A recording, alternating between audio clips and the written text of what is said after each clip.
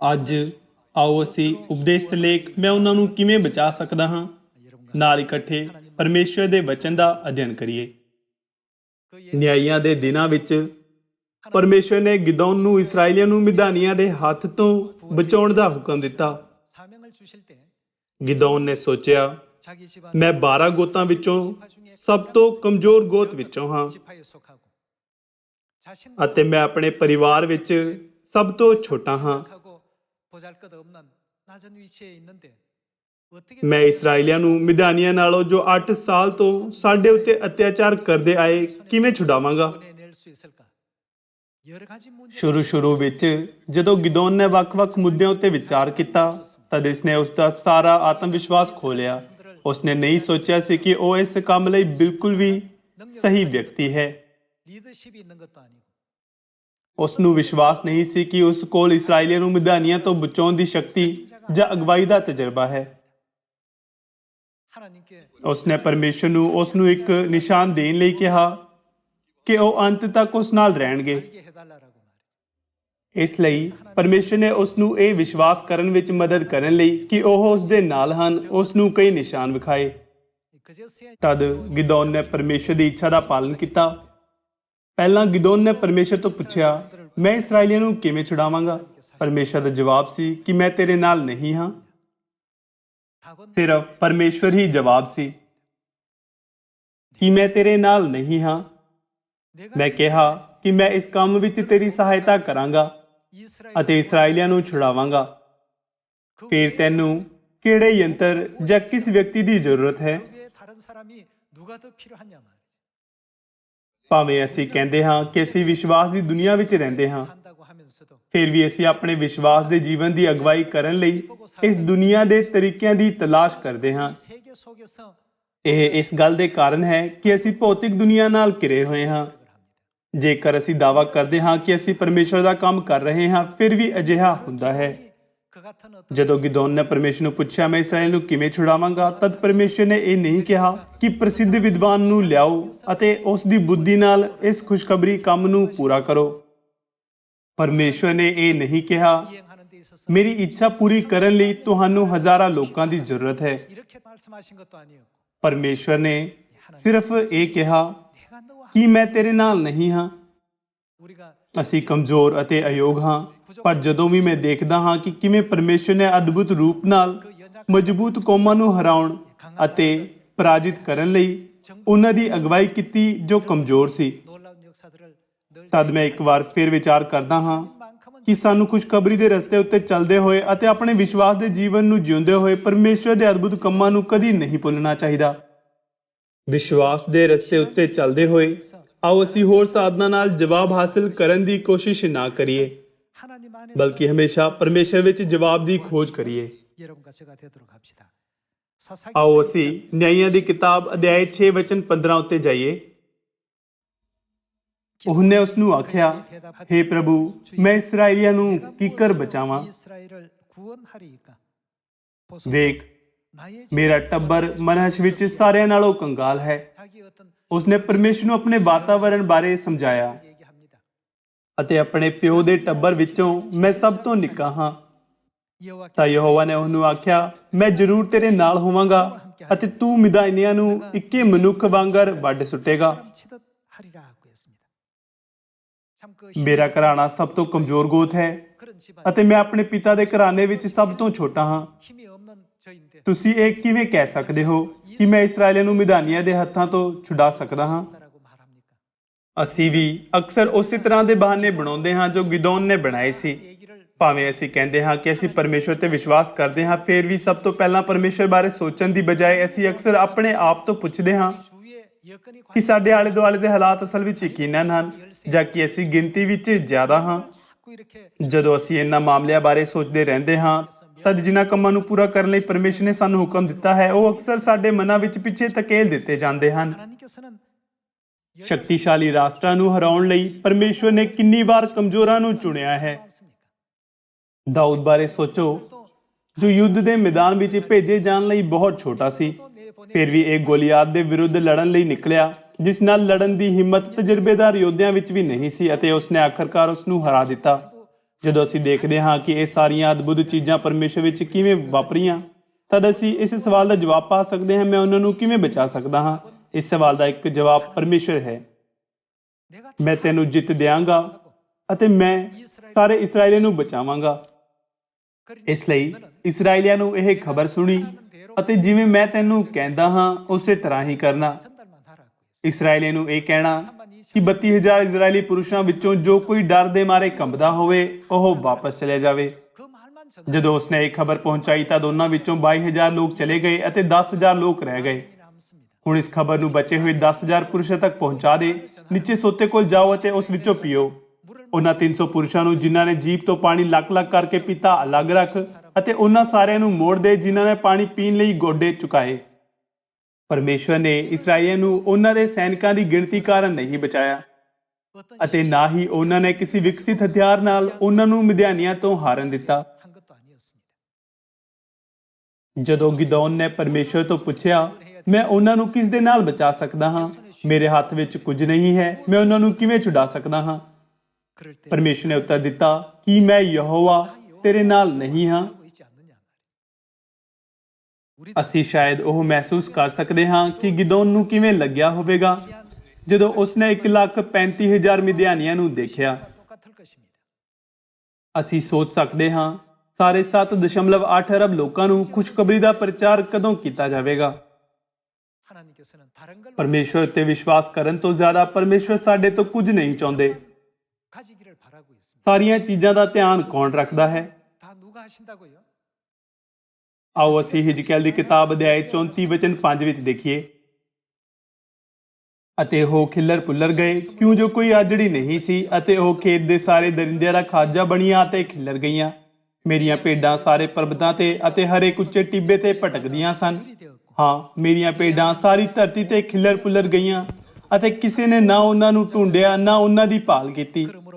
ਇਸ ਲਈ ਹੇ ਆਜੜੀਓ, ਯਹੋਵਾ ਦਾ ਬਚਨ ਸੁਣੋ।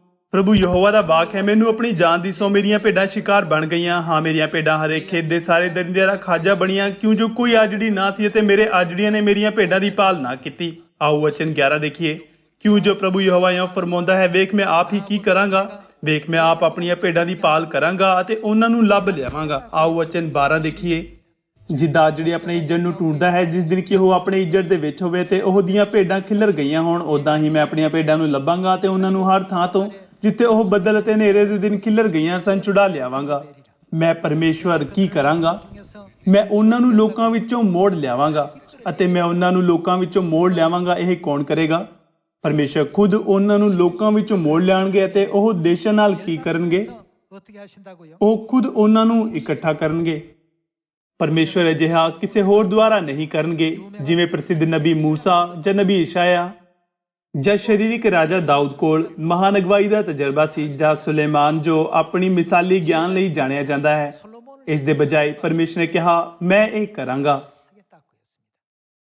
ਅਤੇ ਉਹਨਾਂ ਨੂੰ ਉਹਨਾਂ ਦੀ ਭੂਮੀ ਵਿੱਚ ਲਿਆਵਾਂਗਾ ਅਤੇ ਇਸਰਾਇਲ ਦੇ ਪਰਬਤਾਂ ਤੇ ਨਹਿਰਾਂ ਦੇ ਉੱਤੇ ਅਤੇ ਦੇਸ਼ ਦੇ ਸਾਰੇ ਵਸਦੇ ਅਸਥਾਨਾਂ ਵਿੱਚ ਚਾਰਾਂਗਾ।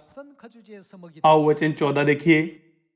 ਅਤੇ ਮੈਂ ਉਹਨਾਂ ਨੂੰ ਚੰਗੀ ਜੂਹ ਵਿੱਚ ਚਰਾਵਾਂਗਾ ਅਤੇ ਉਹਨਾਂ ਦੇ ਬਾੜੇ ਇਸਰਾਇਲ ਦੇ ਉੱਚੇ ਪਰਬਤਾਂ ਤੇ ਹੋਣਗੇ। ਉੱਥੇ ਉਹ ਚੰਗੇ ਬਾੜਿਆਂ ਵਿੱਚ ਲੇਟਣਗੀਆਂ ਅਤੇ ਹਰੀ ਜੂਹ ਵਿੱਚ ਇਸਰਾਇਲ ਦੇ ਪਰਬਤਾਂ ਉੱਤੇ ਚਰਨਗੀਆਂ। ਮੈਂ ਹੀ ਆਪਣੇ ਇੱਜਰ ਨੂੰ ਚਾਰਾਂਗਾ ਅਤੇ ਮੈਂ ਹੀ ਕੀ ਕਰਾਂਗਾ? ਮੈਂ ਖੁਦ ਉਹਨਾਂ ਨੂੰ ਲਟਾਵਾਂਗਾ। ਪ੍ਰਭੂ ਯਹੋਵਾ ਦਾ ਵਾਕ ਹੈ। ਕੌਣ ਗੁਆਚੀਆਂ ਹੋਈਆਂ ਨੂੰ ਲੱਭੇਗਾ? ਮੈਂ ਗੁਆਚੀਆਂ ਹੋਈਆਂ ਦੀ ਭਾਲ ਕਰਾਂਗਾ ਅਤੇ ਕੱਢੀਆਂ ਹੋਈਆਂ ਨੂੰ ਮੋੜ ਲਿਆਵਾਂਗਾ। ਕੌਣ ਇਹ ਕਰੇਗਾ? ਪਰਮੇਸ਼ਵਰ। ਅਤੇ ਟੁੱਟੀਆਂ ਨੂੰ ਬੰਨਾਂਗਾ। ਕੌਣ ਟੁੱਟੀਆਂ ਨੂੰ ਬੰਨੇਗਾ? ਅਤੇ ਲਿਸਿਆਂ ਨੂੰ ਤਕੜਿਆ ਕਰਾਂਗਾ। ਕੌਣ ਇਹ ਕਰੇਗਾ? ਪਰਮੇਸ਼ਵਰ। ਪਰ ਮੋਟੀਆਂ ਅਤੇ ਜੋਰਾਵਰਾਂ ਨੂੰ ਮਾਰਾਂਗਾ। ਮੈਂ ਉਹਨਾਂ ਨੂੰ ਨਿਆਂ ਨਾਲ ਚਾਰਾਂਗਾ। ਹੇ ਮੇਰੀਓ ਭੇਡੋ, ਤੁਹਾਡੇ ਵਿਖੇ ਪ੍ਰਭੂ ਯਹੋਵਾ ਇਉਂ ਫਰਮਾਉਂਦਾ ਹੈ, ਵੇਖੋ ਮੈਂ ਭੇਡ ਅਤੇ ਭੇਡ ਵਿੱਚ, ਦੁੰਬੀਆਂ ਅਤੇ ਬੱਕਰੀਆਂ ਵਿੱਚ ਨਿਆਂ ਕਰਾਂਗਾ। ਇੱਥੇ ਅਸੀਂ ਦੇਖ ਸਕਦੇ ਹਾਂ ਕਿ ਇਹ ਸਭ ਪਰਮੇਸ਼ਰ ਦੁਆਰਾ ਕੀਤਾ ਗਿਆ ਹੈ। ਹੇ ਪ੍ਰਭੂ, ਮੇਰੇ ਚਾਰੇ ਪਾਸੇ ਦੇਖੋ। ਸਾਡੇ ਕੋਲ ਮਿਦਿਆਨੀ ਸੈਨਾ ਜਿੰਨੇ ਯੋਧੇ ਨਹੀਂ ਹਨ ਅਤੇ ਅਸੀਂ ਓਨੇ ਸ਼ਕਤੀਸ਼ਾਲੀ ਨਹੀਂ ਹਾਂ ਜਿੰਨੇ ਉਹ ਹਨ। ਸਾਡੇ ਕੋਲ ਕੋਈ ਮਹਾਨ ਗਿਆਨੀ ਨਹੀਂ ਹੈ। ਮੈਂ ਇਸਰਾਇਲ ਨੂੰ ਕਿਸ ਦੇ ਦੁਆਰਾ ਛੁਡਾ ਸਕਦਾ ਹਾਂ? ਮੈਨੂੰ ਨਹੀਂ ਪਤਾ ਕਿ ਕੀ ਕਰਨਾ ਹੈ। ਉਹਨਾਂ ਕੋਲ ਕੋਈ ਸ਼ਾਨਦਾਰ ਯੰਤਰ ਜਾਂ ਹਥਿਆਰ ਨਹੀਂ ਸੀ। ਅਤੇ ਉਹਨਾਂ ਦੀ ਗਿਣਤੀ ਮਿਦਿਆਨੀਆਂ ਤੋਂ ਘੱਟ ਸੀ। ਤਦ ਫਿਰ ਅਸੀਂ ਕਿਵੇਂ ਜਿੱਤ ਸਕਦੇ ਹਾਂ? ਪਰਮੇਸ਼ਰ ਨੇ ਉਸ ਨੂੰ ਜਵਾਬ ਦਿੱਤਾ। ਉਹਨਾਂ ਨੂੰ ਇਹ ਨਹੀਂ ਕਿਹਾ, ਹੇ ਗਿਦੌਨ, ਤੂੰ ਜਾ ਤੇ ਆਪਣੀ ਯੋਜਨਾ ਤੇ ਬੁੱਧੀ ਨਾਲ ਇਹ ਕੰਮ ਕਰ। ਇਸ ਦੇ ਬਜਾਏ ਪਰਮੇਸ਼ਰ ਨੇ ਕਿਹਾ, ਬਸ ਉਹ ਕਰ ਜੋ ਮੈਂ ਤੈਨੂੰ ਕਰਨ ਲਈ ਕਹਿੰਦਾ ਹਾਂ। ਇਹ ਉਹੀ ਹੈ ਜੋ ਸਾਨੂੰ ਨਬੀਆਂ ਨੂੰ ਕਰਨਾ ਚਾਹੀਦਾ ਹੈ ਅਤੇ ਪਰਮੇਸ਼ਰ ਦੇ ਸੇਵਕਾਂ ਦੀ ਭੂਮਿਕਾ ਹੈ। ਉਹ ਕੌਣ ਹਨ ਜੋ ਠੀਕ ਸਮੇਂ ਵਿੱਚ ਇਸ ਨੂੰ ਜਲਦ ਤੋਂ ਜਲਦ ਕਰਨਗੇ? ਪਰਮੇਸ਼ਰ ਨੇ ਕਿਹਾ, ਮੈਂ ਯਹੋਵਾ ਇਸ ਨੂੰ ਜਲਦੀ ਕਰਾਂਗਾ।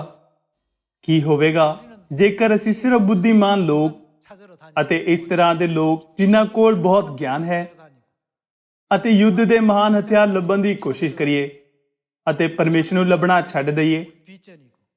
ਇਸ ਮਾਮਲੇ ਵਿੱਚ ਖੁਸ਼ਖਬਰੀ ਦੇ ਕੰਮ ਦਾ ਕੀ ਹੋਵੇਗਾ? ਇਹ ਸਿਰਫ ਇਸ ਦੇ ਪੂਰਾ ਹੋਣ ਨੂੰ ਲੰਬਾ ਖਿੱਚੇਗਾ।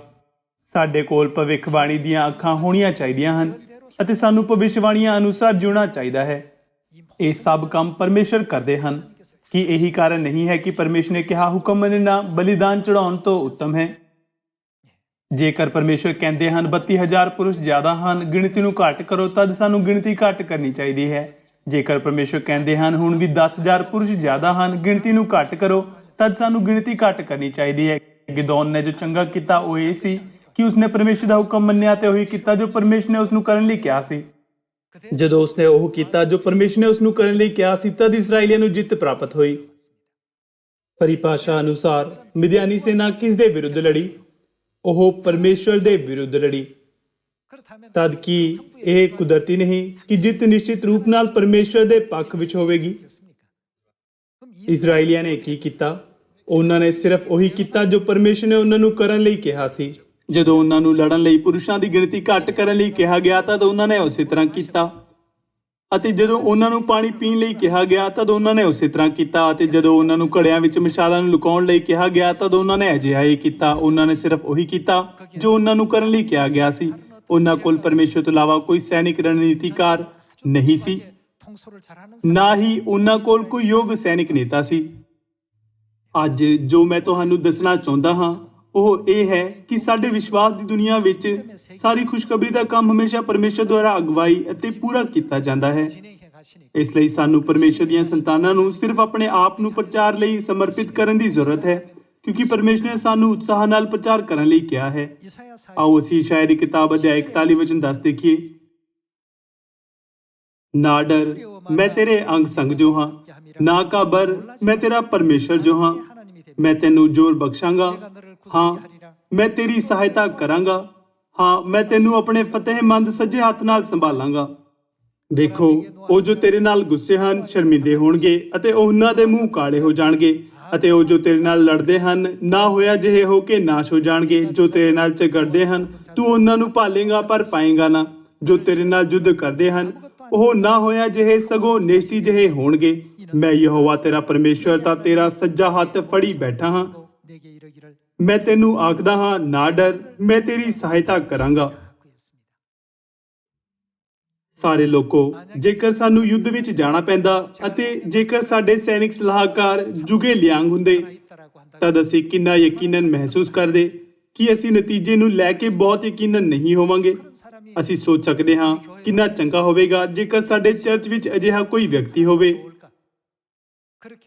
ਪਰ ਉਹ ਸਿਰਫ ਇੱਕ ਮਨੁੱਖ ਹੈ।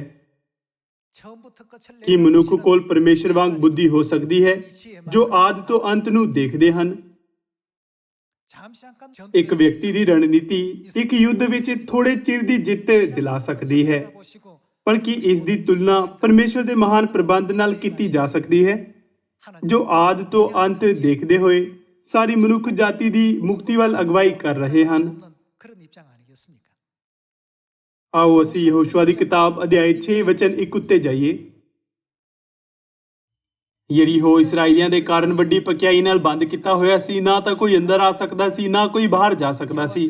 ਤਾਂ ਯਹੋਵਾ ਨੇ ਯਹੋਸ਼ੂਆ ਨੂੰ ਆਖਿਆ ਕਿ ਵੇਖ, ਮੈਂ ਯਰੀਹੋ, ਉਸ ਦੇ ਰਾਜੇ ਅਤੇ ਉਸ ਦੇ ਸ਼ੂਰਬੀਰਾਂ ਨੂੰ ਤੇਰੇ ਹੱਥ ਵਿੱਚ ਦੇ ਦਿੱਤਾ ਹੈ।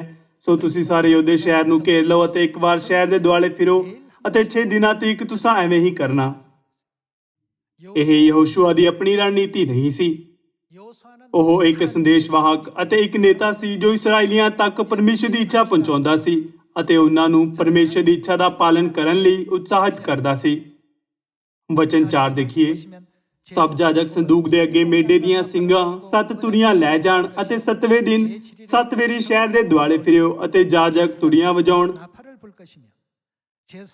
ਤਾਂ ਇਹ ਹੋਵੇਗਾ ਕਿ ਜਦ ਉਹ ਚੀਰ ਤੇ ਇੱਕ ਮੇਢੇ ਦੇ ਸਿੰਗਾਂ ਦੀਆਂ ਤੁਰੀਆਂ ਵਜਾਉਣ ਅਤੇ ਜਦ ਤੁਸੀਂ ਤੁਰੀ ਦੀ ਆਵਾਜ਼ ਸੁਣੋ ਤਾਂ ਸਾਰੇ ਲੋਕ ਵੱਡੇ ਜ਼ੋਰ ਨਾਲ ਜੈਕਾਰਾ ਗਜਾਉਣਾ, ਤਾਂ ਸ਼ਹਿਰ ਦਾ ਧੂੜ-ਕੋਟ ਮੁੱਢ ਦੀ ਤੀਕ ਡਹਿ ਪਵੇਗਾ ਅਤੇ ਪਰਜਾ ਵਿੱਚੋਂ ਹਰ ਮਨੁੱਖ ਆਪਣੇ ਸਾਹਮਣੇ ਸਿੱਧਾ ਉਤਾਂਹ ਜਾਵੇਗਾ। ਬਾਈਬਲ ਵਿੱਚ ਕਿਤੇ ਵੀ ਅਸੀਂ ਯਹੋਸ਼ੂਆ ਤੇ ਉਸ ਦੇ ਸਲਾਹਕਾਰ ਨੂੰ ਇੱਕ ਯੋਜਨਾ ਜਾਂ ਰਣਨੀਤੀ ਨਾਲ ਇਕੱਠੇ ਹੁੰਦੇ ਹੋਏ ਨਹੀਂ ਦੇਖ ਸਕਦੇ। ਉਹ ਕੌਣ ਸੀ ਜਿਸ ਨੇ ਉਹਨਾਂ ਨੂੰ ਇਸ ਤਰ੍ਹਾਂ ਅੱਗੇ ਵਧਾਇਆ? ਪਰਮੇਸ਼ਰ ਜਿਨ੍ਹਾਂ ਨੇ ਇਸਰਾਏਲ ਨੂੰ ਦੁੱਧ ਅਤੇ ਮਧੂ ਦੀ ਧਾਰਾ ਵਗਣ ਵਾਲੇ ਕਨਾਨ ਦੇਸ਼ ਨੂੰ ਦੇਣ ਦਾ ਵਾਅਦਾ ਕੀਤਾ ਸੀ, ਉਹਨਾਂ ਨੇ ਉਹਨਾਂ ਦੀ ਅਗਵਾਈ ਕੀਤੀ। ਪਰਮੇਸ਼ਰ ਨੇ ਕਿਹਾ, ਮੈਂ ਉਹਨਾਂ ਨੂੰ ਲੱਭਾਂਗਾ ਅਤੇ ਮੈਂ ਉਹਨਾਂ ਨੂੰ ਇਕੱਠਾ ਕਰਾਂਗਾ ਅਤੇ ਬਚਾਵਾਂਗਾ। ਇਸ ਯੁੱਗ ਵਿੱਚ ਵੀ ਸਾਡੇ ਵਿੱਚੋਂ ਕੁਝ ਯਹੋਸ਼ੂਆ ਵਾਂਗ ਪਰਮੇਸ਼ਰ ਦੀ ਇੱਛਾ ਨੂੰ ਪਹੁੰਚਾਉਣ ਦੀ ਭੂਮਿਕਾ ਨਿਭਾਉਂਦੇ ਹਨ ਅਤੇ ਸਾਡੇ ਵਿੱਚੋਂ ਕੁਝ ਪਰਮੇਸ਼ਰ ਦੀ ਇੱਛਾ ਨੂੰ ਪ੍ਰਾਪਤ ਕਰਦੇ ਹਨ ਅਤੇ ਪੂਰਾ ਕਰਦੇ ਹਨ। ਪਰ ਅਸਲ ਵਿੱਚ ਉਹ ਪਰਮੇਸ਼ਰ ਹਨ ਜੋ ਸਭ ਕੁਝ ਕਰ ਰਹੇ ਹਨ। ਪਰਮੇਸ਼ਰ ਨੇ ਇਸਰਾਈਲੀਆਂ ਨੂੰ ਕਿਹਾ ਕਿ ਉਹ ਨਗਰ ਉੱਤੇ ਹਮਲਾ ਕਰਨ ਦੀ ਬਜਾਏ ਉਸ ਦੇ ਚਾਰੇ ਪਾਸੇ ਘੁੰਮਣ। ਇਹ ਪਰਮੇਸ਼ਰ ਦਾ ਤਰੀਕਾ ਸੀ ਜਿਨ੍ਹਾਂ ਨੇ ਇਸਰਾਈਲੀਆਂ ਨੂੰ ਉਹਨਾਂ ਦੀ ਜਿੱਤ ਦਿਵਾਈ। ਸਾਰੇ ਲੋਕੋ ਇਸੇ ਤਰ੍ਹਾਂ ਖੁਸ਼ਖਬਰੀ ਦਾ ਕੰਮ ਵੀ ਪੂਰਾ ਕੀਤਾ ਜਾਂਦਾ ਹੈ। ਜਦੋਂ ਪਰਮੇਸ਼ਰ ਸਾਨੂੰ ਪ੍ਰਚਾਰ ਕਰਨ ਲਈ ਕਹਿੰਦੇ ਹਨ ਤਾਂ ਸਾਨੂੰ ਸਿਰਫ ਲਗਨ ਨਾਲ ਪ੍ਰਚਾਰ ਕਰਨ ਦੀ ਜ਼ਰੂਰਤ ਹੁੰਦੀ ਹੈ, ਅਤੇ ਜਦੋਂ ਪਰਮੇਸ਼ਰ ਕਹਿੰਦੇ ਹਨ ਨਗਰ ਦੇ ਚਾਰੇ ਪਾਸੇ ਘੁੰਮੋ ਤਾਂ ਸਾਨੂੰ ਸਿਰਫ ਉਸ ਦੇ ਚਾਰੇ ਪਾਸੇ ਘੁੰਮਣ ਦੀ ਜ਼ਰੂਰਤ ਹੈ। ਜਦੋਂ ਪਰਮੇਸ਼ਰ ਕਹਿੰਦੇ ਹਨ ਜੈਕਾਰਾ ਗਜਾਓ ਤਾਂ ਸਾਨੂੰ ਸਿਰਫ ਜੈਕਾਰਾ ਕਰਨ ਦੀ ਜ਼ਰੂਰਤ ਹੈ। ਪਰ ਜੇਕਰ ਕੋਈ ਡਰ ਦੇ ਕਾਰਨ ਜੈਕਾਰਾ ਕਰਨ ਵਿੱਚ ਅਸਫਲ ਰਹੇ ਤਦ ਪਰਮੇਸ਼ਰ ਨੂੰ ਪਛਤਾਵਾ ਹੋਵੇਗਾ ਕਿ ਉਹਨਾਂ ਨੇ ਉਸ ਵਿਅਕਤੀ ਨੂੰ ਚੁਣਿਆ। ਸਿਰਫ ਜਦੋਂ ਉਹ ਚੀਕੇ ਜਿਵੇਂ ਕਿ ਉਹਨਾਂ ਨੂੰ ਦੱਸਿਆ ਗਿਆ ਸੀ, ਤਦ ਪਰਮੇਸ਼ਰ ਨੇ ਯਰੀਹੋ ਨਗਰ ਨੂੰ ਸੁੱਟਣ ਦੀ ਤਿਆਰੀ ਕੀਤੀ ਸੀ। ਯਰੀਹੋ ਦਾ ਕੀ ਹੋਇਆ ਜਦੋਂ ਇਸਰਾਈਲੀਆਂ ਨੇ ਪਰਮੇਸ਼ਰ ਦੇ ਨਿਰਦੇਸ਼ਾਂ ਦਾ ਪਾਲਨ ਕੀਤਾ? ਯਹੋਸ਼ੂਆ ਅਧਿਆਇ 6 ਵਚਨ 16 ਵਿੱਚ ਲਿਖਿਆ ਹੈ, ਤਾਂ 7ਵੀਂ ਵਾਰ ਇਉਂ ਹੋਇਆ ਕਿ ਜਦ ਜਾਜਕਾਂ ਨੇ ਤੁਰੀਆਂ ਵਜਾਈਆਂ ਤਾਂ ਯਹੋਸ਼ੂਆ ਨੇ ਲੋਕਾਂ ਨੂੰ ਆਖਿਆ, ਜੈਕਾਰਾ ਗਜਾਓ, ਕਿਉਂ ਜੋ ਯਹੋਵਾ ਨੇ ਇਹ ਸ਼ਹਿਰ ਤੁਹਾਨੂੰ ਦੇ ਦਿੱਤਾ ਹੈ। ਇਹ ਸ਼ਹਿਰ ਅਤੇ ਜੋ ਕੁਝ ਉਸ ਦੇ ਵਿੱਚ ਹੈ ਯਹੋਵਾ ਲਈ ਅਰਪਣ ਕੀਤਾ ਜਾਵੇਗਾ। ਪਰ ਨਿਰੀ ਰਾਹਾਬ ਵੇਸ਼ਿਆ ਅਤੇ ਜੋ ਕੋਈ ਉਸ ਦੇ ਘਰ ਵਿੱਚ ਹਨ ਜਿਉਂਦੇ ਰਹਿਣਗੇ, ਕਿਉਂ ਜੋ ਉਸ ਉਹਨਾਂ ਹਲਕਾਰਿਆਂ ਨੂੰ ਲੁਕਾਇਆ ਸੀ ਜਿਨ੍ਹਾਂ ਨੂੰ ਅਸਾਂ ਘੱਲਿਆ ਸੀ। ਪਰ ਤੁਸੀਂ ਵੱਡੇ ਯਤਨ ਨਾਲ ਆਪਣੇ ਆਪ ਨੂੰ ਮਨਸੀਆਂ ਹੋਈਆਂ ਚੀਜ਼ਾਂ ਤੋਂ ਬਚਾ ਰੱਖਿਓ, ਮਤੇ ਤੁਸੀਂ ਅਰਪਣ ਕੀਤੇ ਹੋਇਆਂ ਵਿੱਚੋਂ ਲਓ ਅਤੇ ਇਉਂ ਤੁਸੀਂ ਇਸਰਾਏਲ ਦੇ ਡੇਰੇ ਨੂੰ ਸਰਾਪੀ ਬਣਾਓ ਅਤੇ ਉਸ ਨੂੰ ਦੁੱਖ ਦਿਓ। ਸਾਰੀ ਚਾਂਦੀ, ਸੋਨਾ, ਪੀਤਲ ਅਤੇ ਲੋਹੇ ਦੇ ਸਾਰੇ ਭਾਂਡੇ ਯਹੋਵਾ ਲਈ ਪਵਿੱਤਰ ਹਨ, ਸੋ ਉਹ ਯਹੋਵਾ ਦੇ ਖਜ਼ਾਨੇ ਵਿੱਚ ਪਾਏ ਜਾਣਗੇ। ਲੋਕਾਂ ਨੇ ਜੈਕਾਰਾ ਗਜਾਇਆ ਤੇ ਜਾਜਕਾਂ ਨੇ ਤੁਰੀਆਂ ਵਜਾਈਆਂ। ਤਾਂ ਇਉਂ ਹੋਇਆ ਕਿ ਜਦ ਲੋਕਾਂ ਨੇ ਤੁਰੀਆਂ ਦੀ ਆਵਾਜ਼ ਸੁਣੀ ਅਤੇ ਲੋਕ ਗੱਜ ਕੇ ਜੈਕਾਰਾ ਬੋਲੇ ਤਾਂ ਧੂੜ-ਕੋਟ ਮੁੱਢ ਤੀਕ ਡਹਿ ਗਿਆ, ਇੱਥੋਂ ਤੱਕ ਕਿ ਲੋਕਾਂ ਵਿੱਚੋਂ ਹਰ ਮਨੁੱਖ ਆਪਣੇ ਸਾਹਮਣੇ ਸਿੱਧਾ ਸ਼ਹਿਰ ਵਿੱਚ ਜਾ ਵੜਿਆ, ਸੋ ਸ਼ਹਿਰ ਨੂੰ ਲੈ ਲਿਆ। ਸਾਰੇ ਲੋਕੋ, ਤੁਸੀਂ ਕੀ ਸੋਚਦੇ ਹੋ? ਕਿਉਂਕਿ ਅਸੀਂ ਹਮੇਸ਼ਾ ਬਾਈਬਲ ਦਾ ਅਧਿਐਨ ਕਰਦੇ ਹਾਂ, ਇਸ ਲਈ ਅਸੀਂ ਇਸ ਨੂੰ ਗਿਆਨ ਦੇ ਰੂਪ ਵਿੱਚ ਚੰਗੀ ਤਰ੍ਹਾਂ ਜਾਣਦੇ ਹਾਂ। ਪਰ ਜਦੋਂ ਅਸੀਂ ਅਸਲ ਵਿੱਚ ਕਿਸੇ ਸਥਿਤੀ ਦਾ ਸਾਹਮਣਾ ਕਰਦੇ ਹਾਂ ਤਦ ਅਸੀਂ ਅਕਸਰ ਅਨੁਭਵੀ ਪੁਰਸ਼ਾਂ ਦੀ ਤਲਾਸ਼ ਕਰਦੇ ਹਾਂ ਜਿਨ੍ਹਾਂ ਕੋਲ ਸ਼ਕਤੀ ਹੁੰਦੀ ਹੈ, ਅਤੇ ਹੋਰ ਅਨੁਕੂਲ ਹਾਲਾਤਾਂ ਦੀ ਵੀ। ਅਸੀਂ ਅਕਸਰ ਇਹ ਯਾਦ ਰੱਖਣ ਵਿੱਚ ਅਸਫਲ ਹੋ ਜਾਂਦੇ ਹਾਂ ਕਿ ਪਰਮੇਸ਼ਰ ਉਸ ਸਥਿਤੀ ਵਿੱਚ ਸ਼ਾਮਿਲ ਹਨ। ਇਹ ਬਹੁਤ ਵਧੀਆ ਹੁੰਦਾ ਜੇਕਰ ਪਰਮੇਸ਼ਰ ਨੇ ਫਰੀਸੀਆਂ ਜਾਂ ਗ੍ਰੰਥੀਆਂ ਨੂੰ ਆਪਣੇ ਚੇਲਿਆਂ ਦੇ ਰੂਪ ਵਿੱਚ ਚੁਣਿਆ ਹੁੰਦਾ, ਕਿਉਂਕਿ ਉਹ ਬਾਈਬਲ ਦੇ ਵਧੀਆ ਜਾਣਕਾਰ ਸੀ। ਪਰ ਪਰਮੇਸ਼ਰ ਨੇ ਸਮੁੰਦਰ ਦੇ ਕੰਢੇ ਤੋਂ ਮਛੁਆਰੇ ਨੂੰ ਚੁਣਿਆ ਅਤੇ ਉਹਨਾਂ ਨੂੰ ਆਪਣਾ ਚੇਲਾ ਬਣਾਇਆ। ਇਸ ਦੇ ਕਾਰਨ ਬਾਰੇ ਸੋਚੋ। ਉਹਨਾਂ ਨੇ ਉਹਨਾਂ ਦੀ ਜਗ੍ਹਾ ਉਹਨਾਂ ਨੂੰ ਕਿਉਂ ਚੁਣਿਆ? ਪਰਮੇਸ਼ਰ ਸਾਡੀ ਸ਼ਕਤੀ ਤੋਂ ਜ਼ਿਆਦਾ ਸਾਡੀ ਆਗਿਆਕਾਰੀ ਨੂੰ ਦੇਖਦੇ ਹਨ। ਪਰਮੇਸ਼ਰ ਜਿਸ ਪ੍ਰਕਾਰ ਦੇ ਲੋਕਾਂ ਦੀ ਤਲਾਸ਼ ਕਰ ਰਹੇ ਹਨ, ਇਹ ਉਹ ਹਨ ਜੋ ਵਿਸ਼ਵਾਸ ਨਾਲ ਪਰਮੇਸ਼ਰ ਦੀ ਇੱਛਾ ਦਾ ਪਾਲਨ ਕਰਦੇ ਹਨ। ਉਹ ਉਹਨਾਂ ਲੋਕਾਂ ਦੀ ਤਲਾਸ਼ ਨਹੀਂ ਕਰ ਰਹੇ ਜੋ ਜੈਕਾਰਾ ਨਹੀਂ ਗਜਾਉਂਦੇ, ਭਾਵੇਂ ਪਰਮੇਸ਼ਰ ਨੇ ਉਹਨਾਂ ਨੂੰ ਜੈਕਾਰਾ ਗਜਾਉਣ ਲਈ ਕਿਹਾ, ਤੇ ਨਾ ਹੀ ਉਹਨਾਂ ਲੋਕਾਂ ਦੀ ਜੋ ਨਗਰ ਦੇ ਚਾਰੇ ਪਾਸੇ ਨਹੀਂ ਘੁੰਮਦੇ, ਭਾਵੇਂ ਪਰਮੇਸ਼ਰ ਨੇ ਉਹਨਾਂ ਨੂੰ ਚਾਰੇ ਪਾਸੇ ਘੁੰਮਣ ਲਈ ਕਿਹਾ। ਅਜਿਹਾ ਇਸ ਲਈ ਹੈ ਕਿਉਂਕਿ ਪਰਮੇਸ਼ਰ ਨੇ ਚਿੱਤ ਦਾ ਫਾਰਮੂਲਾ ਪਹਿਲਾਂ ਤੋਂ ਹੀ ਤਿਆਰ ਕਰ ਲਿਆ ਹੈ। ਪਰਮੇਸ਼ਰ ਨੇ ਮਾਤਾ ਪਰਮੇਸ਼ਰ ਅਤੇ ਪਿਤਾ ਪਰਮੇਸ਼ਰ ਅਤੇ ਚਰਚ ਆਫ ਗੋਡ ਦੇ ਸਮਾਚਾਰ ਨੂੰ ਇੰਟਰਨੈਟ ਦੁਆਰਾ ਸਾਰੇ ਲੋਕਾਂ ਨੂੰ ਪ੍ਰਚਾਰ ਕਰਨ ਦੀ ਇਜਾਜ਼ਤ ਦਿੱਤੀ ਹੈ। ਜੇਕਰ ਅਸੀਂ ਹਰ ਵਾਰ ਪਰਮੇਸ਼ਰ ਦੇ ਵਚਨ ਉੱਤੇ ਧਿਆਨ ਦੇਈਏ ਅਤੇ ਉਸ ਦਾ ਪਾਲਨ ਕਰੀਏ ਤਦ ਇੱਕ ਦਿਨ ਅਸੀਂ ਸੋਚਾਂਗੇ ਅਸੀਂ ਇਹਨਾਂ ਸਾਰਿਆਂ ਲੋਕਾਂ ਨੂੰ ਕਦੋਂ ਪ੍ਰਚਾਰ ਕੀਤਾ। ਜਦੋਂ ਸਾਡੇ ਵਿੱਚੋਂ ਹਰੇਕ 10 ਲੋਕਾਂ ਨੂੰ ਪ੍ਰਚਾਰ ਕਰ ਰਹੇ ਹਨ ਤਦ ਪਰਮੇਸ਼ਰ 1000 ਅਤੇ 10,000 ਲੋਕਾਂ ਨੂੰ ਪ੍ਰਚਾਰ ਕਰ ਰਹੇ ਹਨ। ਜਦ ਕਿ ਅਸੀਂ ਸਿਰਫ ਘੁੰਮ ਰਹੇ ਹਾਂ, ਪਰਮੇਸ਼ਰ ਪਹਿਲਾਂ ਤੋਂ ਹੀ ਇਸ ਨੂੰ ਸੁੱਟ ਰਹੇ ਹਨ। ਸਾਨੂੰ ਇਹ ਧਿਆਨ ਰੱਖਣ ਦੀ ਜ਼ਰੂਰਤ ਹੈ ਕਿ ਪਰਮੇਸ਼ਰ ਹਮੇਸ਼ਾ ਇਸ ਮਹਾਨ ਕੰਮ ਦੇ ਕੇਂਦਰ ਵਿੱਚ ਹਨ। ਪਰਮੇਸ਼ਰ ਅਜਿਹੇ ਲੋਕਾਂ ਦੀ ਤਲਾਸ਼ ਵਿੱਚ ਹਨ ਜਿਨ੍ਹਾਂ ਕੋਲ ਪਰਮੇਸ਼ਰ ਦੇ ਚੇਲੇ ਬਣਾਉਣ ਵਾਲਾ ਵਿਸ਼ਵਾਸ ਹੈ, ਨਾ ਕਿ ਅਨੁਭਵੀ ਲੋਕਾਂ ਜਾਂ ਮਹਾਨ ਸ਼ਕਤੀ ਜਾਂ ਗਿਆਨ ਵਾਲੇ ਵਿਅਕਤੀ ਦੀ। ਪਰਮੇਸ਼ਰ ਨੂਹ ਅਤੇ ਅਬਰਾਹਮ ਵਰਗੇ ਵਿਸ਼ਵਾਸਯੋਗ ਲੋਕਾਂ ਨੂੰ ਲੱਭ ਰਹੇ ਹਨ, ਕਿਉਂਕਿ ਪਰਮੇਸ਼ਰ ਇਹਨਾਂ ਸਾਰਿਆਂ ਲੋਕਾਂ ਨੂੰ ਲੱਭਣਾ ਚਾਹੁੰਦੇ ਹਨ ਅਤੇ ਖੁਸ਼ਖਬਰੀ ਦੇ ਮਹਾਨ ਕੰਮ ਨੂੰ ਪੂਰਾ ਕਰਨਾ ਚਾਹੁੰਦੇ ਹਨ।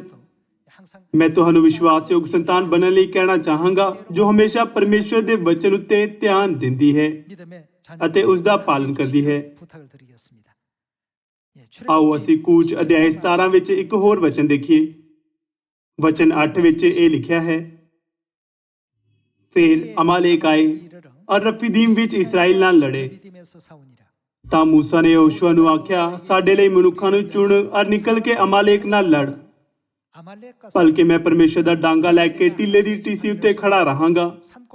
ਸੋ ਯਹੋਸ਼ੂਆ ਨੇ ਤਿਵੇਂ ਹੀ ਕੀਤਾ ਜਿਵੇਂ ਉਸ ਨੂੰ ਮੂਸਾ ਨੇ ਆਖਿਆ ਸੀ। ਉਹ ਅਮਾਲੇਕ ਦੇ ਨਾਲ ਲੜਿਆ ਅਤੇ ਮੂਸਾ, ਹਾरून ਅਰ ਹੂਰ ਟਿੱਲੇ ਦੀ ਟੀਸੀ ਉੱਤੇ ਚੜੇ। ਤਾਂ ਇਹ ਹੋਇਆ ਕਿ ਜਦ ਮੂਸਾ ਆਪਣਾ ਹੱਥ ਚੁੱਕਦਾ ਸੀ ਤਾਂ ਤਦ ਕੌਣ ਜਿੱਤ ਰਿਹਾ ਸੀ? ਇਸਰਾਇਲ ਜਿੱਤਦਾ ਸੀ। ਕਿ ਯੁੱਧ ਦਾ ਨਤੀਜਾ ਯੁੱਧ ਦੇ ਮੈਦਾਨ ਵਿੱਚ ਤਲਵਾਰ ਚਲਾਉਣ ਵਾਲੇ ਦੀ ਸ਼ਕਤੀ ਉੱਤੇ ਨਿਰਭਰ ਨਹੀਂ ਸੀ, ਜਾਂ ਇਹ ਮੂਸਾ ਦੁਆਰਾ ਹੋਇਆ ਜਿਸ ਨੇ ਪਹਾੜ ਦੀ ਚੋਟੀ ਉੱਤੇ ਆਪਣਾ ਹੱਥ ਚੁੱਕਿਆ ਹੋਇਆ ਸੀ। ਭਾਵੇਂ ਉੱਥੇ ਜੁਗੇਲਿਆਂਗ ਵਰਗਾ ਕੋਈ ਮਹਾਨ ਵਿਅਕਤੀ ਰਿਹਾ ਹੋਵੇ, ਜਦੋਂ ਤੱਕ ਮੂਸਾ ਨੇ ਆਪਣੇ ਹੱਥਾਂ ਨੂੰ ਉੱਪਰ ਚੁੱਕੀ ਰੱਖਿਆ ਤਦ ਤੱਕ ਇਸਰਾਇਲ ਜਿੱਤ ਰਿਹਾ ਸੀ। ਪਰ ਜਦੋਂ ਵੀ ਉਸਨੇ ਆਪਣੇ ਹੱਥ ਨੂੰ ਨੀਚੇ ਕੀਤਾ, ਉਹ ਹਾਰ ਰਹੇ ਸੀ। ਇਹ ਸਾਰੀਆਂ ਘਟਨਾਵਾਂ ਸਾਨੂੰ ਮਹਿਸੂਸ ਕਰਵਾਉਂਦੀਆਂ ਹਨ ਕਿ ਸਾਰੀ ਸ਼ਕਤੀ ਦਾ ਸੋਤਾ ਕੌਣ ਹੈ।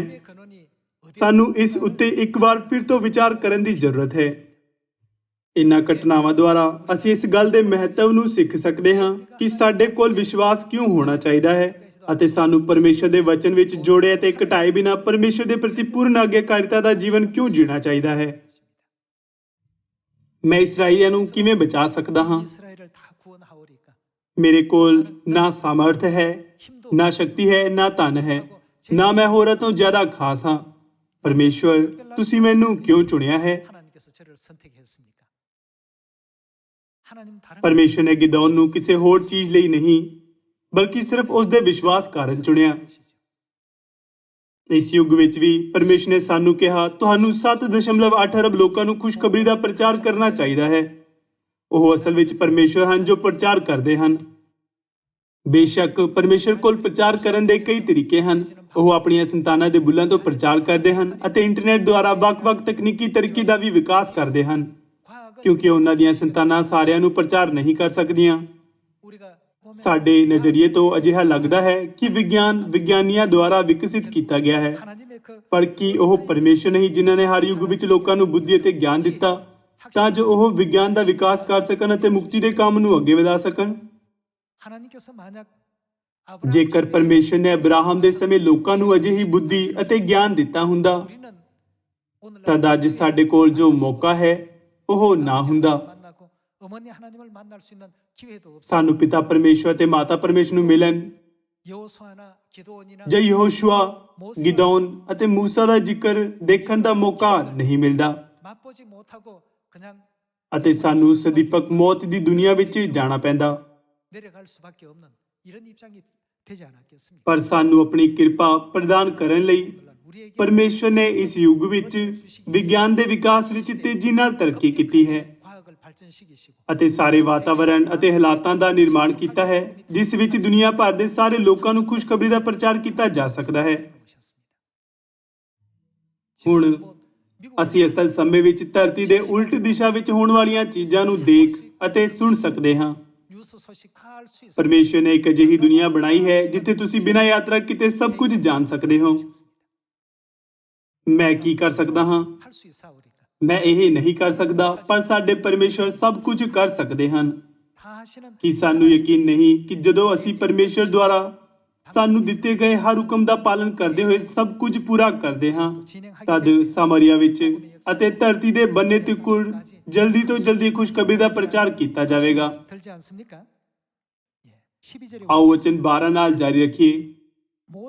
ਪਰ ਮੂਸਾ ਦੇ ਹੱਥ ਭਾਰੀ ਹੋ ਗਏ ਤਾਂ ਉਹਨਾਂ ਨੇ ਪੱਥਰ ਲੈ ਕੇ ਉਸ ਦੇ ਹੇਠ ਧਰ ਦਿੱਤਾ ਔਰ ਉਹ ਉਸ ਉੱਤੇ ਬੈਠ ਗਿਆ। ਔਰ ਹਾਰੂਨ ਅਤੇ ਹੂਰ ਨੇ ਇੱਕ ਇੱਕ ਪਾਸਿਓਂ ਅਤੇ ਦੂਜੇ ਨੇ ਦੂਜੇ ਪਾਸਿਓਂ ਉਸ ਦੇ ਹੱਥਾਂ ਨੂੰ ਸਾਂਭ ਛੱਡਿਆ ਤਾਂ ਉਸ ਦੇ ਹੱਥ ਸੂਰਜ ਦੇ ਆਥਣ ਤੇ ਇੱਕ ਤਕੜੇ ਰਹੇ। ਔਰ ਯਹੋਸ਼ੂਆ ਨੇ ਅਮਾਲੇਕ ਅਤੇ ਉਸ ਦੇ ਲੋਕਾਂ ਨੂੰ ਤਲਵਾਰ ਦੀ ਧਾਰ ਨਾਲ ਹਰਾ ਦਿੱਤਾ। ਯਹੋਵਾ ਨੇ ਮੂਸਾ ਨੂੰ ਆਖਿਆ, ਇਸ ਨੂੰ ਚੇਤੇ ਰੱਖਣ ਲਈ ਪੁਸਤਕ ਵਿੱਚ ਲਿਖ ਲੈ। ਔਰ ਯਹੋਸ਼ੂਆ ਦੇ ਕੰਨਾਂ ਵਿੱਚ ਸੁਣਾ ਕਿ ਇਸ ਦਾ ਮਤਲਬ ਇਹ ਨਹੀਂ ਕਿ ਇਸ ਨੂੰ ਨਾ ਭੁੱਲਣਾ, ਕਿਉਂਕਿ ਮੈਂ ਅਮਾਲੇਕ ਦਾ ਚੇਤਾ ਆਕਾਸ਼ ਦੇ ਹੇਠੋਂ ਮਿਟਾ ਦੇਵਾਂਗਾ। ਮੂਸਾ ਨੇ ਜਗ ਵੇਦੀ ਬਣਾਈ ਔਰ ਉਸ ਦਾ ਨਾਮ ਯਹੋਵਾ ਨਿਸੀ ਰੱਖਿਆ। ਔਰ ਉਸ ਆਖਿਆ, ਭਾਈ ਯਹੋਵਾ ਦੇ ਸਿੰਘਾਸਨ ਉੱਤੇ ਸੋ ਇਹ ਹੈ ਕਿ ਅਮਾਲੇਕ ਦੇ ਨਾਲ ਯਹੋਵਾ ਦਾ ਯੁੱਧ ਪੀੜ੍ਹੀਓਂ ਪੀੜ੍ਹੀ ਤੇ ਹੁੰਦਾ ਰਹੇਗਾ। ਅਸੀਂ ਮਨੁੱਖ ਸੋਚਦੇ ਹਾਂ ਕਿ ਸਾਰੀਆਂ ਚੀਜ਼ਾਂ ਦਾ ਨਤੀਜਾ ਲੋਕਾਂ ਦੇ ਵਿਚਾਰ ਸੰਬੰਧ ਤੋਂ ਆਉਂਦਾ ਹੈ, ਪਰ ਅਸਲ ਵਿੱਚ ਇੱਕ ਜਿੱਤ ਦਾ ਫਾਰਮੂਲਾ ਹੈ ਜਿਸ ਨੂੰ ਪਰਮੇਸ਼ਰ ਨੇ ਪਹਿਲਾਂ ਹੀ ਆਤਮਿਕ ਦੁਨੀਆ ਵਿੱਚ ਲਾਗੂ ਕਰ ਦਿੱਤਾ ਹੈ। ਇਸ ਲਈ ਉਹ ਇਸ ਧਰਤੀ ਉੱਤੇ ਮਨੁੱਖਾਂ ਨੂੰ ਅਜਿਹਾ ਕਰਨ ਦਾ ਨਿਰਦੇਸ਼ ਦਿੰਦੇ ਹਨ। ਜੇਕਰ ਅਸੀਂ ਉਸ ਤਰੀਕੇ ਦਾ ਪਾਲਨ ਕਰਦੇ ਹਾਂ ਤਾਂ ਅਸੀਂ ਨਿਸ਼ਚਿਤ ਰੂਪ ਨਾਲ ਉਹ ਨਤੀਜਾ ਹਾਸਲ ਕਰ ਸਕਦੇ ਹਾਂ ਜੋ ਪਰਮੇਸ਼ਰ ਨੇ ਤਿਆਰ ਕੀਤਾ ਹੈ। ਪਰ ਜੇਕਰ ਅਸੀਂ ਪਰਮੇਸ਼ਰ ਦੀ ਇੱਛਾ ਦੀ ਉਲੰਘਣਾ ਕਰੀਏ ਅਤੇ ਉਸ ਵਿੱਚ ਆਪਣੇ ਵਿਚਾਰ ਜੋੜੀਏ ਤੇ ਇਸ ਨੂੰ ਆਪਣੇ ਤਰੀਕੇ ਨਾਲ ਕਰੀਏ, ਤਦ ਪਰਮੇਸ਼ਰ ਸਾਨੂੰ ਕਿਸੇ ਅਜਿਹੇ ਵਿਅਕਤੀ ਨਾਲ ਬਦਲ ਦੇਣਗੇ ਜੋ ਜ਼ਿਆਦਾ ਆਗਿਆਕਾਰੀ ਹੈ, ਤਾਂ ਜੋ ਉਹ ਜੋ ਨਤੀਜਾ ਚਾਹੁੰਦੇ ਹਨ ਉਸ ਨੂੰ ਪ੍ਰਾਪਤ ਕੀਤਾ ਜਾ ਸਕੇ। ਕੁਝ ਲੋਕਾਂ ਨੇ ਇਸ ਗੱਲ ਵੱਲ ਧਿਆਨ ਦਿੱਤਾ ਕਿ ਪਹਿਲੇ ਚਰਚ ਦੇ ਸਮੇਂ ਵਿੱਚ ਪਰਮੇਸ਼ਰ ਦੇ ਬਹੁਤ ਸਾਰੇ ਵਿਸ਼ਵਾਸੀ ਸਿੱਖਿਅਕ ਨਹੀਂ ਸੀ ਅਤੇ ਉਹਨਾਂ ਵਿੱਚ ਕਈ ਕਮੀਆਂ ਸੀ। ਇਸ ਦੇ ਜਵਾਬ ਵਿੱਚ ਰਸੂਲ ਪੌਲੁਸ ਦਾ ਇਹ ਉੱਤਰ ਸੀ, ਸੋਚੋ ਕਿ ਜਦੋਂ ਤੁਸੀਂ ਪਰਮੇਸ਼ਰ ਦੁਆਰਾ ਬੁਲਾਏ ਗਏ ਤਦ ਤੁਸੀਂ ਕੀ ਸੀ। ਸਾਡੇ ਬਹੁਤ ਸਾਰੇ ਭਰਾ ਭੈਣ ਗਿਆਨਵਾਨ ਨਹੀਂ ਸੀ, ਨਾ ਬਹੁਤ ਨੇਕ ਸੀ, ਨਾ ਬਹੁਤਿਆਂ ਕੋਲ ਧਨ ਸੀ। ਤੁਹਾਨੂੰ ਕੀ ਲੱਗਦਾ ਹੈ ਕਿ ਪਰਮੇਸ਼ਰ ਨੇ ਅਜਿਹੇ ਲੋਕਾਂ ਨੂੰ ਕਿਉਂ ਚੁਣਿਆ? ਇਹ ਕਮਜ਼ੋਰਾਂ ਦੁਆਰਾ ਇਹ ਪ੍ਰਗਟ ਕਰਨ ਲਈ ਸੀ ਕਿ ਸ਼ਕਤੀ ਦਾ ਸੋਤਾ ਪਰਮੇਸ਼ਰ ਹਨ। ਤੁਹਾਨੂੰ ਇਹ ਵਚਨ ਯਾਦ ਹੈ ਨਾ? ਭਾਵੇਂ ਇਸ ਧਰਤੀ ਉੱਤੇ ਸਾਡੇ ਕੋਲ ਪ੍ਰਤੀਕੂਲ ਹਾਲਾਤ ਹੋਣ, ਪਰਮੇਸ਼ਰ ਉਸ ਨੂੰ ਜੋ ਪ੍ਰਤੀਕੂਲ ਹਨ ਹੋਰ ਮਹਾਨ ਬਣਾ ਦਿੰਦੇ ਹਨ। ਉਹ ਸਾਡੇ ਪਰਮੇਸ਼ਰ ਹਨ ਜੋ ਕਮਜ਼ੋਰਾਂ ਨੂੰ ਬਲਵਾਨਾਂ ਤੋਂ ਜ਼ਿਆਦਾ ਬਲਵਾਨ ਬਣਾਉਂਦੇ ਹਨ। ਉਹ ਪਰਮੇਸ਼ਰ ਚਰਚ ਆਫ ਗੋਡ ਵਿੱਚ ਹਨ। ਕੀ ਇਹੀ ਕਾਰਨ ਨਹੀਂ ਹੈ ਕਿ ਚਰਚ ਆਫ ਗੋਡ ਪੂਰੀ ਦੁਨੀਆ ਨੂੰ ਬਚਾਵੇਗਾ? ਇਹ ਨਾ ਭੁੱਲੋ ਕਿ ਪਰਮੇਸ਼ਰ ਹਮੇਸ਼ਾ ਸਾਡਾ ਖਜ਼ਾਨਾ ਹਨ। ਸਾਨੂੰ ਜਲਦੀ ਇਹ ਮਹਿਸੂਸ ਕਰਨਾ ਚਾਹੀਦਾ ਹੈ ਕਿ ਪਰਮੇਸ਼ਰ ਇਸ ਤੀਸਰੀ ਅਯਾਮੀ ਦੁਨੀਆ ਦਾ ਸੰਚਾਲਨ ਕਰ ਰਹੇ ਹਨ ਜਿੱਥੇ ਅਸੀਂ ਮਨੁੱਖ ਰਹਿੰਦੇ ਹਾਂ। ਇਸ ਤਰ੍ਹਾਂ ਖੁਸ਼ਖਬਰੀ ਦਾ ਕੰਮ ਹੋਰ ਜ਼ਿਆਦਾ ਤੇਜ਼ੀ ਨਾਲ ਪੂਰਾ ਕੀਤਾ ਜਾ ਸਕਦਾ ਹੈ ਅਤੇ ਸਵਰਗ ਦਾ ਰਾਜ ਨੇੜੇ ਆ ਸਕਦਾ ਹੈ। ਆਓ ਅਸੀਂ ਇਸ ਉੱਤੇ ਇੱਕ ਵਾਰ ਫਿਰ ਵਿਚਾਰ ਕਰੀਏ। 60 ਵਚਨ 20 ਵਿੱਚ ਇਹ ਲਿਖਿਆ ਹੈ, ਤੇਰਾ ਸੂਰਜ ਫਿਰ ਨਹੀਂ ਲੱਥੇਗਾ, ਨਾ ਤੇਰਾ ਚੰਦ ਮਿਟ ਜਾਵੇਗਾ। ਯਹੋਵਾ ਜੋ ਤੇਰੇ ਲਈ ਦੀਪਕ ਚਾਨਣ ਹੋਵੇਗਾ। ਪਰਮੇਸ਼ਰ ਸਾਡਾ ਚਾਨਣ ਹੋਣਗੇ ਅਤੇ ਤੇਰੇ ਸੋਗ ਦੇ ਦਿਨ ਮੁੱਕ ਜਾਣਗੇ। ਜਿਸ ਦਿਨ ਸਾਡੇ ਸੋਗ ਦੇ ਦਿਨ ਸਮਾਪਤ ਹੋ ਜਾਣਗੇ, ਉਸ ਦਿਨ ਸਵਰਗ ਦੂਤਾਂ ਦੀ ਦੁਨੀਆ ਵਿੱਚ ਸਾਨੂੰ ਸਦੀਪਕ ਆਨੰਦ ਅਤੇ ਖੁਸ਼ੀ ਪ੍ਰਾਪਤ ਹੋਵੇਗੀ। ਅਸੀਂ ਪਰਮੇਸ਼ਰ ਨਾਲ ਸਦੀਪਕ ਜੀਵਨ ਅਤੇ ਆਸ਼ੀਸ਼ਾਂ ਦਾ ਆਨੰਦ ਲਵਾਂਗੇ ਜੋ ਸਾਨੂੰ ਹਰ ਦਿਨ ਇੱਕ ਨਵੀਂ ਸ੍ਰਿਸ਼ਟੀ ਦੇਖਣ ਦਾ ਆਨੰਦ ਦੇਣਗੇ। ਆਓ ਵਚਨ 21 ਦੇਖੀਏ। ਤੇਰੇ ਸਾਰੇ ਲੋਕ ਧਰਮੀ ਹੋਣਗੇ, ਉਹ ਧਰਤੀ ਨੂੰ ਸਦਾ ਲਈ ਵਸ ਵਿੱਚ ਰੱਖਣਗੇ। ਮੇਰੀ ਲਾਈ ਹੋਈ ਨਗਰ, ਮੇਰੇ ਹੱਥਾਂ ਦਾ ਕੰਮ ਭਈ ਮੈਂ ਸਜਾਇਆ ਜਾਵਾਂ। ਨਿੱਕਾ ਜਿਹਾ ਹਜ਼ਾਰ ਹੋ ਜਾਵੇਗਾ ਅਤੇ ਛੋਟਾ ਇੱਕ ਬਲਵੰਤ ਕੌਮ। ਮੈਂ ਯਹੋਵਾ ਵੇਲੇ ਸਿਰ ਇਹਨੂੰ ਛੇਤੀ ਕਰਾਂਗਾ। ਪਰਮੇਸ਼ਰ ਨੇ ਕਿਹਾ ਕਿ ਉਹ ਸਭ ਕੁਝ ਕਰਨਗੇ। ਸਾਨੂੰ ਬਸ ਉਸ ਰਸਤੇ ਦਾ ਪਿੱਛਾ ਕਰਨ ਦੀ ਜ਼ਰੂਰਤ ਹੈ। ਪਰਮੇਸ਼ਰ ਸਾਨੂੰ ਜੋ ਕਰਨ ਲਈ ਕਹਿੰਦੇ ਹਨ ਉਸ ਨੂੰ ਪੂਰਾ ਕਰਨ ਲਈ ਸਾਨੂੰ ਆਪਣੀ ਸਭ ਤੋਂ ਵਧੀਆ ਕੋਸ਼ਿਸ਼ ਕਰਨ ਦੀ ਜ਼ਰੂਰਤ ਹੈ। ਜਦੋਂ ਪਰਮੇਸ਼ਰ ਸਾਨੂੰ ਪਵਿੱਤਰ ਕੰਮ ਸੌਂਪਦੇ ਹਨ ਤਦ ਆਓ ਅਸੀਂ ਪਵਿੱਤਰ ਕੰਮ ਪ੍ਰਤੀ ਵਿਸ਼ਵਾਸਯੋਗ ਰਹੀਏ ਅਤੇ ਉਸ ਕੰਮ ਨੂੰ ਪੂਰਾ ਕਰਨ ਦੀ ਪੂਰੀ ਕੋਸ਼ਿਸ਼ ਕਰੀਏ। ਜਦੋਂ ਪਰਮੇਸ਼ਰ ਸਾਨੂੰ ਕੁਝ ਅਜਿਹਾ ਸੌਂਪਣ ਜੋ ਜੋਸ਼ ਨਾਲ ਕੀਤਾ ਜਾਣਾ ਚਾਹੀਦਾ ਹੈ ਤਦ ਆਓ ਅਸੀਂ ਉਸ ਨੂੰ ਜੋਸ਼ ਨਾਲ ਕਰੀਏ।